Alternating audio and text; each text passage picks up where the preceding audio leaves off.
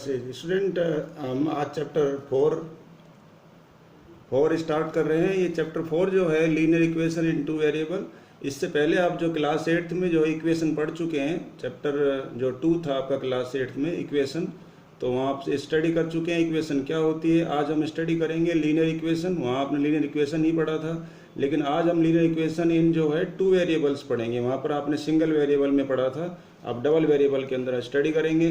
तो आइए थोड़ा सा रिवाइज कर लेते हैं जो हमने पढ़ा। इक्वेशन क्या होता है स्टूडेंट?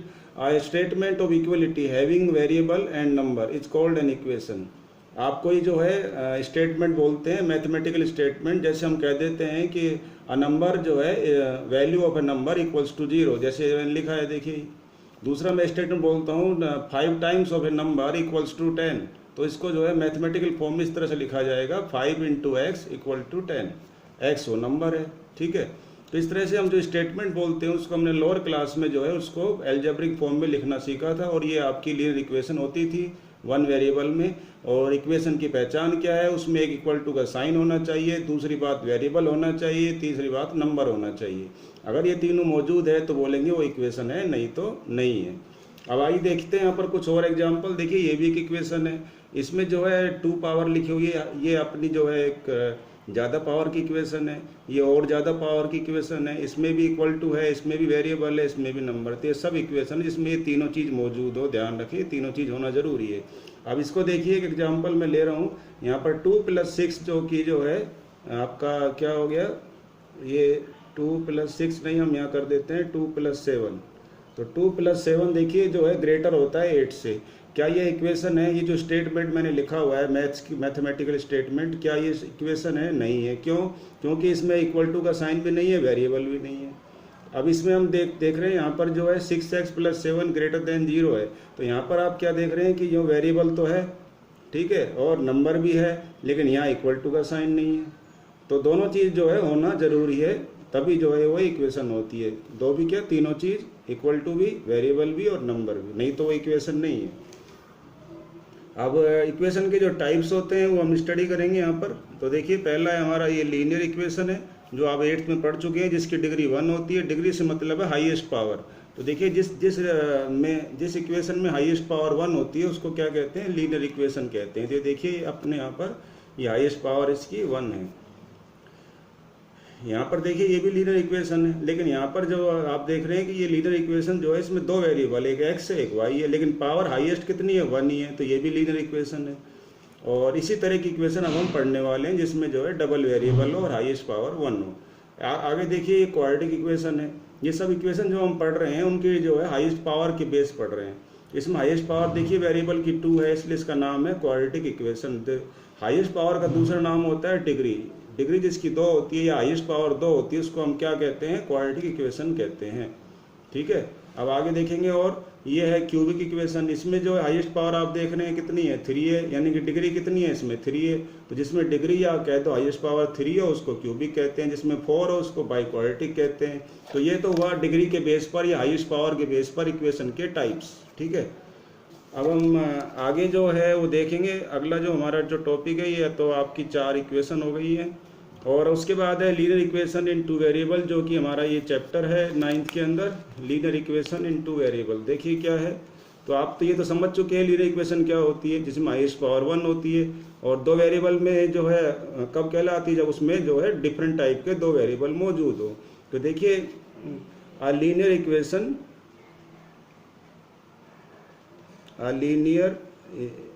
लीनियर इक्वेशन, ठीक है, which has 2 variable in it is called linear equation in 2 variable. तो लीनियर इक्वेशन तो हो, लेकिन साथ में उसमें 2 वेरिएबल हो, तो उसको लीनियर इक्वेशन इन 2 वेरिएबल कहते हैं। देखिए लीनियर इक्वेशन है, लेकिन इसमें कितने वेरिएबल है? 2 हैं, ठीक है। देखिए 7x 3y = 10। तो ये मेरे पास जो है ये इक्वेशन, यहाँ देखिए वेरिएबल x है या वेरिएबल y, तो 2 डिफरेंट वेरिएबल है और हाईएस्ट पावर 1 है, इसलिए लीनियर है। इस इक्वेशन में देखिए ये लीनियर है, क्यों है? क्योंकि हाईएस्ट पावर 1 है। और ये डबल वेरिएबल में क्यों है? क्योंकि इसमें जो है 2 डिफरेंट वेरिएबल दे रखे हैं।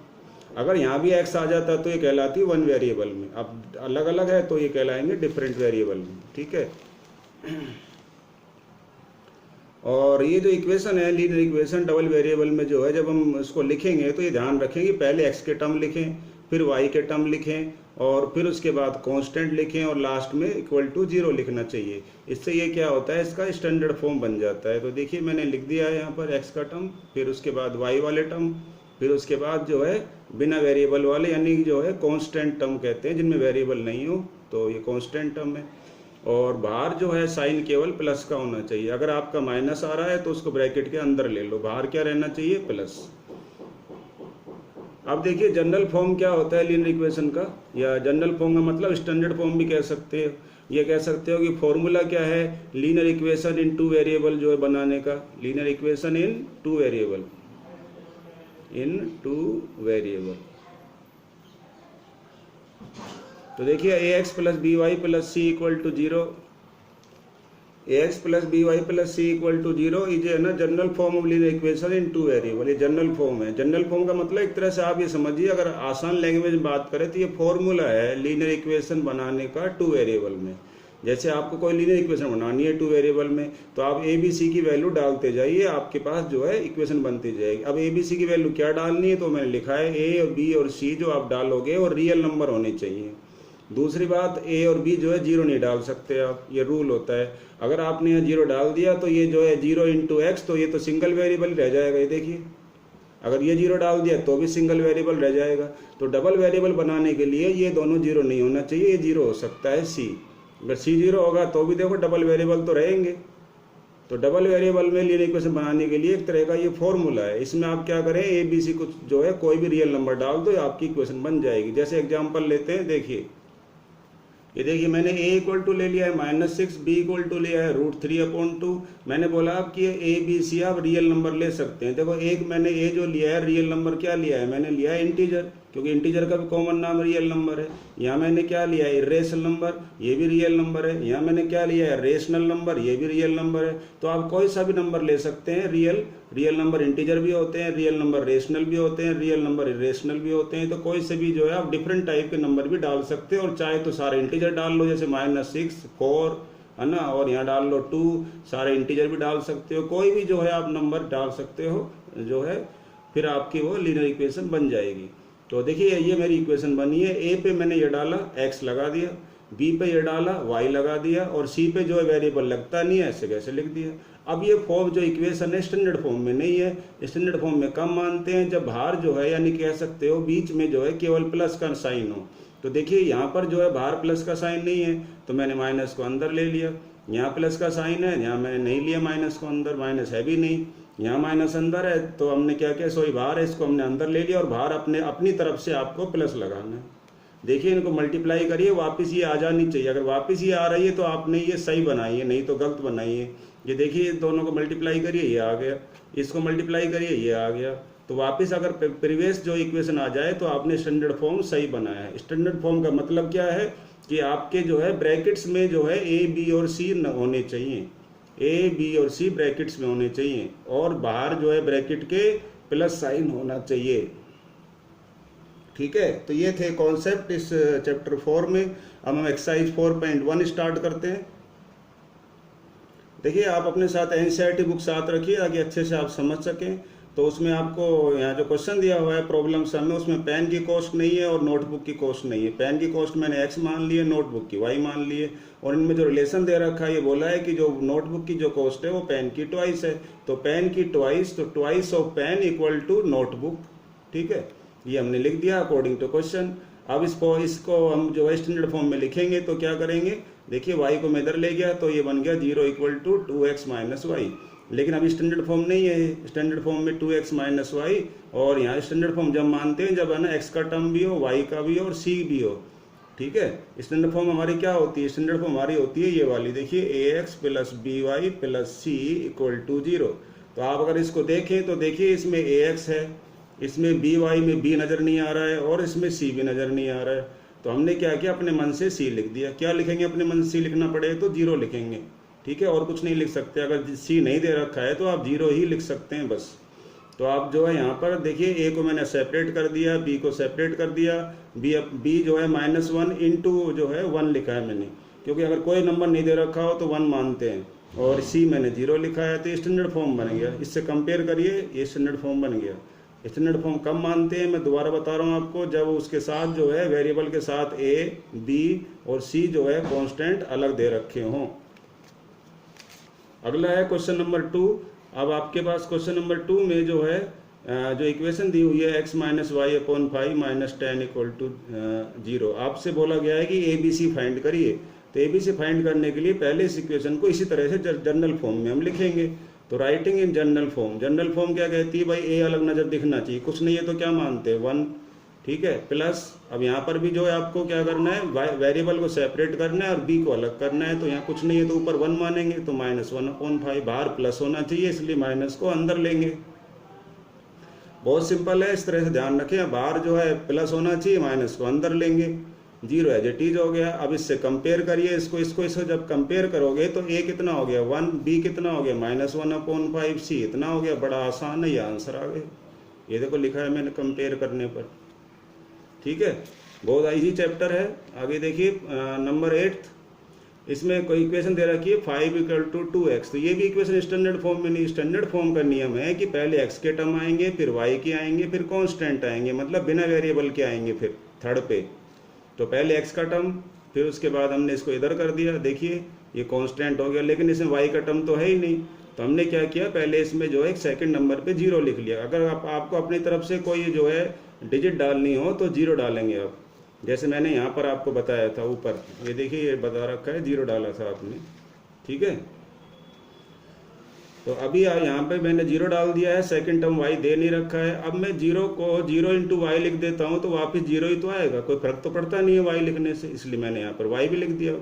पहले मैंने 0 लिखा, अब 0 × y लिख दिया और इसको -5 अंदर ले लिया, बाहर प्लस कर दिया, स्टैंडर्ड फॉर्म बन गई। अभी स्टैंडर्ड फॉर्म बन गई, इसको कंपेयर करेंगे इससे। तो देखिए ए कितना आ रहा है 2 आ रहा है, बी कितना आ रहा है 0 आ रहा है, सी कितना आ रहा है -5 आ रहा है। आंसर खत्म, बहुत सिंपल है।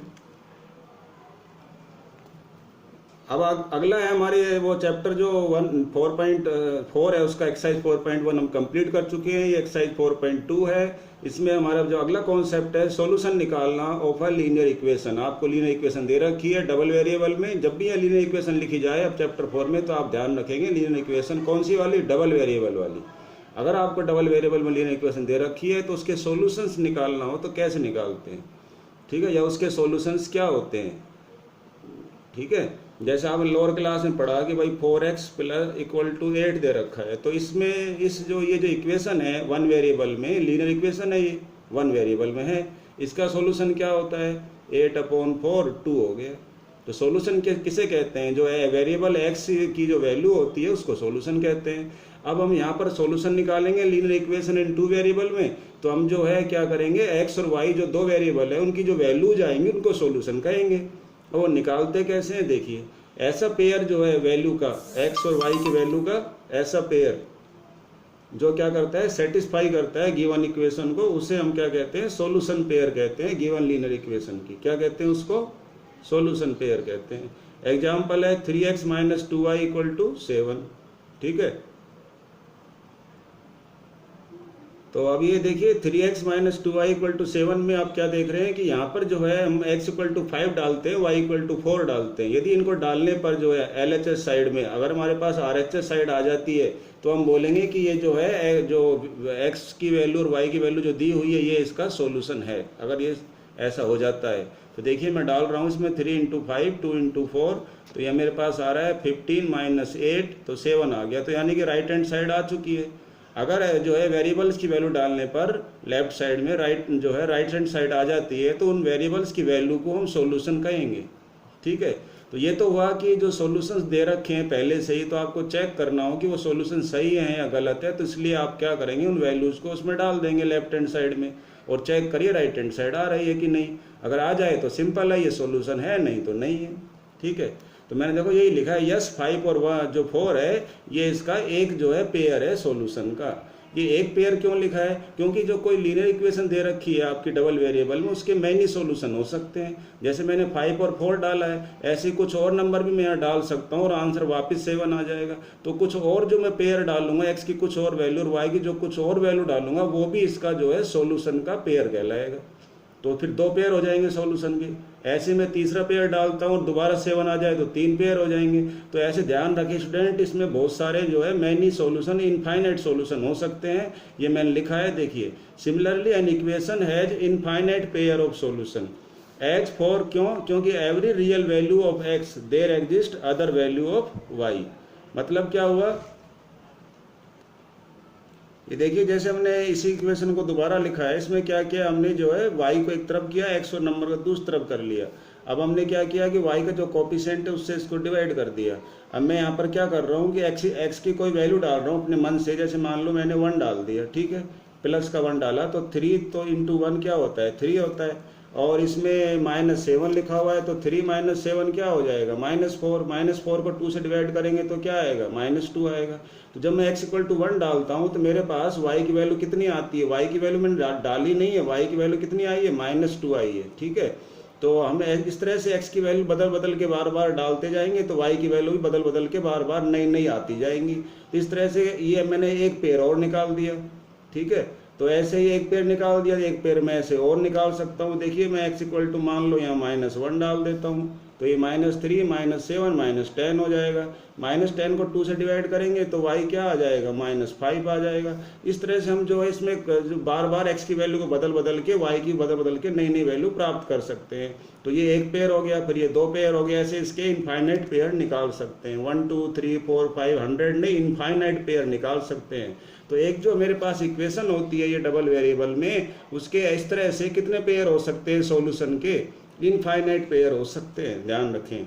अब आपसे कोई पूछता है पेपर में कि एक आपको इक्वेशन दी हुई है, उसके जो है सॉल्यूशंस के पेयर निकालिए, तो आपको वहाँ इनफाइनाइट नहीं निकालने हैं, साथ में वो आपको ये लिख के देगा कितने पेयर निकालने हैं, तो उतने ही आप निकाल के आना है। तो देखिए कि क्वेश्चन हमारे एक्सरसाइज 4.2 स्टार्ट करते हैं। आपको एक क्वेश्चन दिया हुआ है πx + y = 9। इसको हमने क्या करना है, आपको जो भी इक्वेशन दे रखी हो उसमें y को लेफ्ट साइड में कर लीजिए, वेरिएबल को और नंबर को जो है राइट साइड में कर लीजिए। आप चाहें तो x को भी कर सकते हैं और y और नंबर को दूसरी साइड में कर सकते हैं। मतलब क्या है कि एक वेरिएबल को लेफ्ट साइड में करना है, दूसरे वेरिएबल और नंबर को राइट साइड में करना है। ऐसा कर लिया, ठीक है। अब उसमें आप x की वैल्यू डालते जाइए, जैसे मैंने यहाँ डाल रहा था। अब x की वैल्यू सर आपने स्टार्ट किया था 1 से, 0 से स्टार्ट कर सकते हैं क्या, बिल्कुल 0 से भी कर सकते हो। तो देखिए मैंने 0 डाला है, तो 0 डालने पर क्या आएगा, y की वैल्यू आएगी 9। तो देखिए मैंने लिखा है x 0 डालते हैं तो y की वैल्यू 9 आती। इस तरह से ये देखो एक पेयर हो गया अब ये दोनों। अब x की वैल्यू दोबारा डालते हैं, 1 डाल दिया मैंने, 1 डाला तो π × 1, तो 9 माइनस क्या आ गई है, पाई आ गई। तो देखिए 9 - पाई जो है इसकी वैल्यू आएगी, वो हमने यहाँ पर, हाँ ये एज इट इज मैंने छोड़ दिया है, क्योंकि π × 1 पाई होता है, तो 9 - पाई आ जाएगी। अब x = 2 डालोगे यहाँ पर तो क्या हो जाएगा, ये 2 पाई और 9 ऐसे कैसे हो जाएगा, ठीक है। तो ये 9 - 2 पाई हो जाएगी, तीसरा पेयर हो गया। अब x = आप क्या करना है, देखिए यहाँ पर मैंने -1 डाला इसमें, तो ये प्लस हो जाएगा, तो 9 + पाई हो जाएगी, ये चौथा पेयर हो गया। तो इस तरह से देखिए 4 मेरे पास जो है 4 पेयर जो आ गए वो ये आए, 0 9 1 9 - 5 2 9 - 2 पाई, और ये आ गए। तो आइए, तो मैंने 4 निकाले हैं क्योंकि उसने 4 पूछे हैं, देखिए लिखा है 4 पेयर। अगर वो मान लो 10 पूछता है 10 निकाल दो, 2 पूछता है 2 निकाल दो, है ना, क्योंकि हमने ये सीख चुके हैं कि इनफाइनाइट निकाल सकते हैं ऐसे। अब आगे देखते हैं, देखिए क्वेश्चन नंबर जो 3 है, वो 3 का मैंने 4th पार्ट किया है, बाकी पार्ट आप खुद करिए सेल्फ प्रैक्टिस के लिए। देखिए इसमें है ना, हमको जो दे रखे हैं सॉल्यूशन का जो पेयर दे रखा है, उसको हमको डाल के चेक करना है कि ये पेयर सही है कि नहीं। तो देखिए √2 दे रखा है और 4√2 दे रखा है, मैंने इस इक्वेशन में डाला इसको √2 और 4√2, तो ये हो गया 8√2। 8√2 में से 1√2 जाएगा, कुछ नहीं हो तो 1 मानते हैं, तो 8 में से 1√2 जाएगा तो 7√2 बचेंगे। लेकिन हमारे पास RHS में क्या है, 4 है, तो RHS तो नहीं आया, और नहीं आया तो फिर ये बोलेंगे कि जो आपने हमें पेयर दे रखा है x का और y का, वो जो है सही नहीं है, क्योंकि नॉट इक्वल टू RHS आ रहा है, ये वैल्यू इस RHS के इक्वल नहीं है, तो गिवन पेयर जो है सॉल्यूशन नहीं है। अगर ये जो है 4 आ जाता मेरा ये वाला हिस्सा, तो मैं बोलता कि ये जो पेयर है वो सॉल्यूशन है इस इक्वेशन का। अब क्वेश्चन नंबर जो 4 है लास्ट, देखिए आपको यहाँ पर जो है पुट करना है x = 2 y = 1, ठीक है। और आपसे k की वैल्यू पूछी है, वो आपसे बोला है कि ये इसका जो है सॉल्यूशन है। अब सॉल्यूशन है तो क्या होगा, वो इक्वेशन को सेटिस्फाई करेगा। जो सॉल्यूशन होता है वो इक्वेशन में डलता है। अगर कह दिया उसने सॉल्यूशन है तो डलेगा ही। और ये कहता है कि चेक करो, तब तो डाल के आपको जो है लेफ्ट साइड में राइट साइड देखनी होती है। और यहाँ पर उसने बोला है कि चेक मत करो, यहाँ तो ये बोला है कि ये सॉल्यूशन है तो फिर डलेगा। और डलेगा तो फिर ये पूरा जो है नंबर बन जाएगा, तो के की वैल्यू आ जाएगी। देखिए पूरा नंबर बन गया, नंबर बन गया, के की वैल्यू कितनी आ गई, 7। तो बहुत आसान है। इस तरह से आप बाकी पार्ट सेल्फ ट्राई करेंगे स्टूडेंट। तो आज के लिए इतना ही, मिलते हैं नेक्स्ट वीडियो में with next topic, next exercise. Till then goodbye, thank you.